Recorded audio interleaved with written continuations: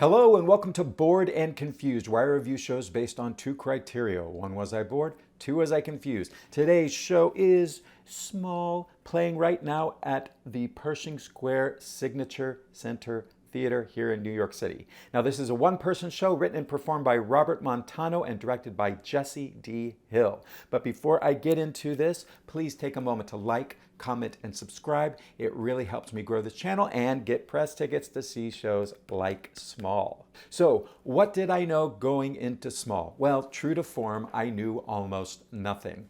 I purposely avoid reading about shows before I see them. And I didn't even register that the playbill has an image of a horse faded in the background right there on the cover.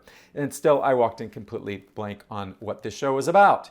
That is how committed I am to knowing nothing.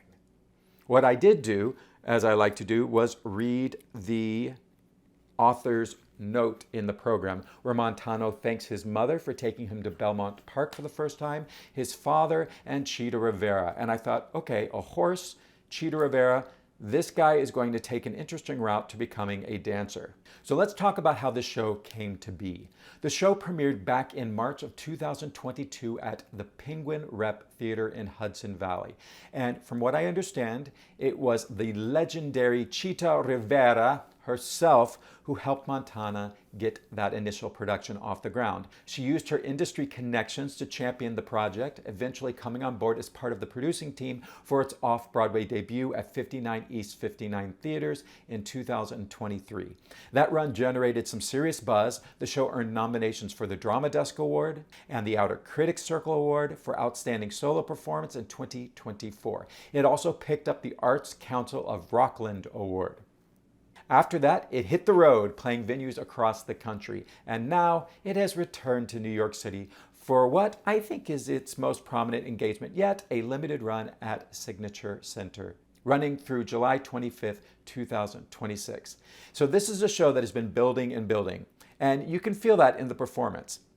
This is a piece that has been rehearsed, road-tested, and refined. So what is Small actually about? Well, Small is a true autobiographical story about Robert Montano growing up in Hempstead, Long Island, right near Belmont Park, and falling absolutely, obsessively in love with horse racing.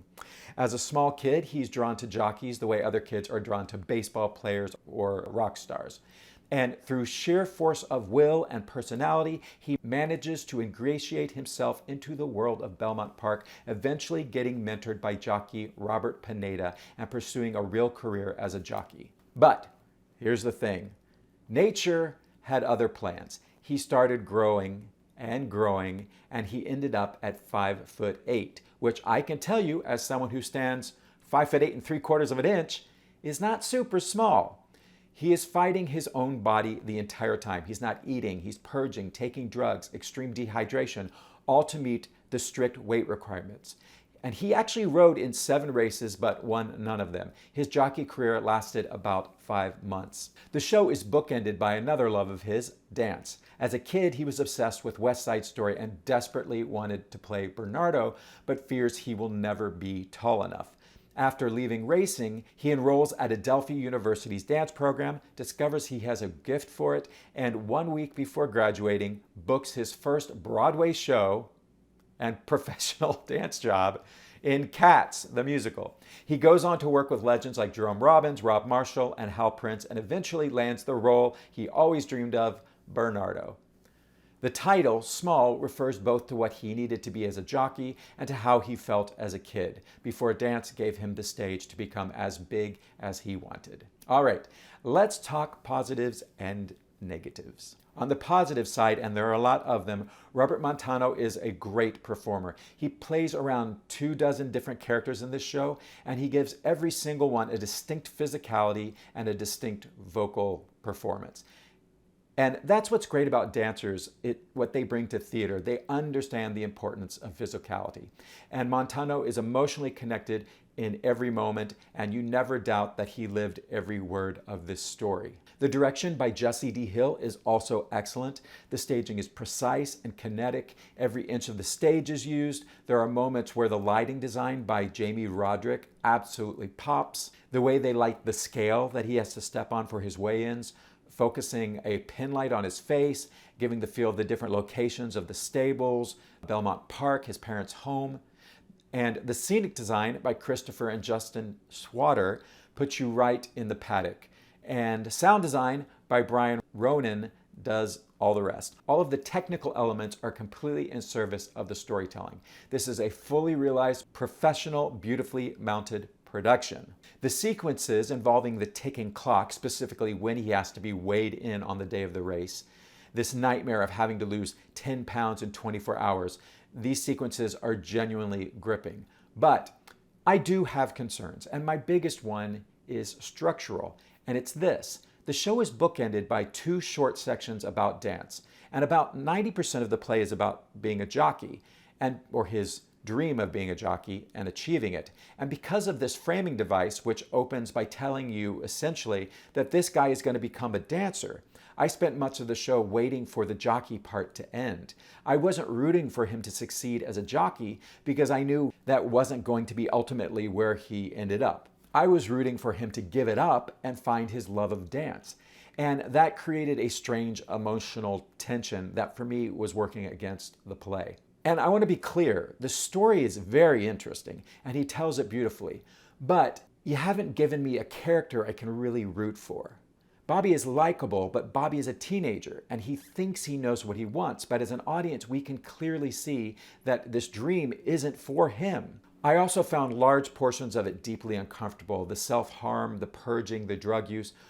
And it's all true, but it's all in pursuit of a dream that is physically wrong for him. So watching a teenager destroy himself for a pipe dream is really hard to sit with, especially when the story has already told you how it ends. Other critics have praised the show as ripping, funny, sometimes shocking, and they're not wrong, but for me, the shocking parts were less exciting and more just upsetting. That's a personal reaction, but it's worth flagging if you're someone who is sensitive to these subjects. I also found an early section of the play when young Bobby first starts hanging around the stables to be a little overwhelming with all the new characters that were being introduced. He introduces what feels like 5 or 6 people in rapid succession, and while each one is physically differentiated, it's a lot to track at once, especially when we are still getting our footing in the world of this show. So, was I bored? Yes, I'll be honest. I got bored about 30 minutes into the show, of this 100-minute show, during those early stable scenes when Bobby is first getting his start and we're meeting all of these characters and watching him climb his way up the ladder. I found myself a little bit adrift because there wasn't a clear enough ticking clock yet. The dramatic question of will he become a jockey didn't grip me because the framing device had already told me the answer was sort of, but not really. But then, and this is important, the show turns a corner. Once his body starts working against him, once the weigh-ins become desperate, once he's taking pills to suppress his appetite, and we know the clock is running out, that's when I was really engaged. There's a scene where he has to lose 10 pounds in 24 hours, and I thought that was a very gripping, probably the most gripping part of the play. So it's not that the show is boring, it's just that the first act of the show took a while to find its stakes for me. Was I confused? Not really, no. This production is directed and designed so clearly that it's hard to get lost. Every transition feels purposeful, every beat lands, and I'll say I got a tiny bit turned around during those early stable scenes when he was introducing a lot of characters very quickly. I wasn't always sure who we were with or how important they'd be for the rest of the story, but that cleared up pretty quickly, and from that point on, I always knew exactly where I was in the show. So, to wrap this all up, Small is a very good piece of theater. The acting is great, the storytelling is impressive, the technical production is top-notch. Robert Montano is a genuine double threat. He is very clear in the show that singing is not a skill that he's getting hired for, but as an actor, dancer, telling his own story, he's fantastic. My lingering issue is a structural one. I never really found myself rooting for Bobby the jockey because I came in knowing Bobby the dancer was the real story. The framing device that gives the show its emotional resolution also, for me, drained some of the tension from the journey. But That's a storytelling choice, not a failure of execution. Everything in the production is executed at a very high level. And critics have largely agreed. The Wall Street Journal called it, quote, a gripping and vividly acted one-man show, end quote. And it's been praised across the board for the quality of the performance. The Drama Desk and the Outer Critics Circle nominations speak for themselves. This show has earned its reputation. So, who should go see Small? If you love one-person shows where a skilled physical performer really inhabits a whole world of characters, this is exactly what you want. If you're into stories about sports, grit, obsession, and second acts in life, this is also your show. And if you love good stagecraft, beautiful lighting, and a production that has been rehearsed and refined over 4 years, you will appreciate every bit of Small. And I'll say this personally, I knew almost nothing about horse racing going in, and I found the inside world of the Belmont Park stables genuinely fascinating. There's a whole culture there that I had zero exposure to, and I'm really glad I got to see it through Montano's eyes. If, on the other hand, you need your one-person shows to be primarily funny, this is not that show. It has humor, but it is not a comedy. And if you are sensitive to depictions of eating disorders, purging, and drug use, and blood, please know that those are present and portrayed realistically. I got a press ticket for this one, so thank you again to the press agent.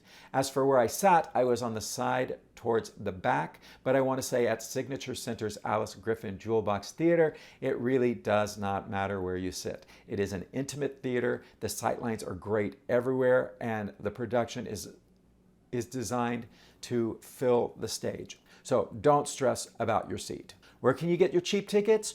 I don't have specific discount info just yet, but I will post in the comments as soon as something becomes available. In the meantime, I check Today Ticks for rush and lottery options. Small runs through July 25th, so you got some time this summer, but don't sleep on it. All right, that is my take on Small. I'm so glad I saw it, and I will see you at the next one. Bye. Don't wanna drift away, wanna stay inside the play, keep